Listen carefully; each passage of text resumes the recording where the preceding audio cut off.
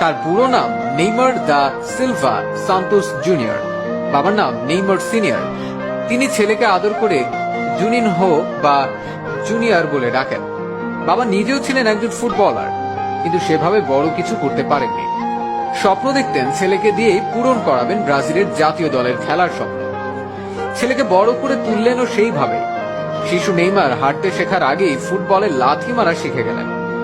আর একটু বড় হলে বাবা তাকে নিয়ে গেলেন খেলার মাঠে, কিন্তু ফুটবল খেলতে নয়, ফুটসাল খেলতে। ফুটসাল হচ্ছে ইনডোরে কম খেলোয়াড় নিয়ে ফুটবল। সেখানে চমৎকার খেলে নেইমার সবার নজরে আসে।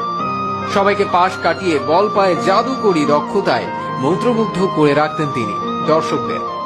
স্বপ্ন পূরণের পথে প্রথম সাফল্য আসে যখন মাত্র 11 বছর বয়সে ব্রাজিলের শীর্ষস্থানীয় ক্লাব সান্তোস যুব দলে খেলার সুযোগ পান তিনি। 2009 সালে মাত্র 17 বছর বয়সে পেশাদারী ফুটবল ক্যারিয়ারের সূচনা ঘটে।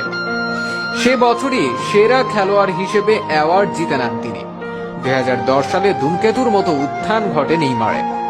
সান্তোসকে league championship, Copa do Brazil championship জেতানো ছাড়াও টানা 4 বার সেরা খেলোয়াড়ের পুরস্কার জেতেন তিনি।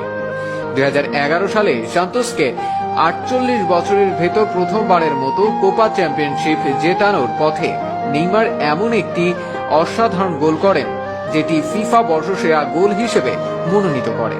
এছাড়া সেরা খেলোয়াড়ের দৌড়ে শুধু ব্রাজিলে নয়, গোটা দক্ষিণ আমেরিকায় সেরা ফুটবলার হিসেবেও অ্যাওয়ার্ড জিতে নেন নেইমার।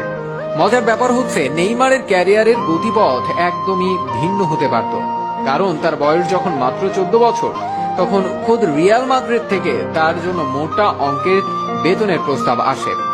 কিন্তু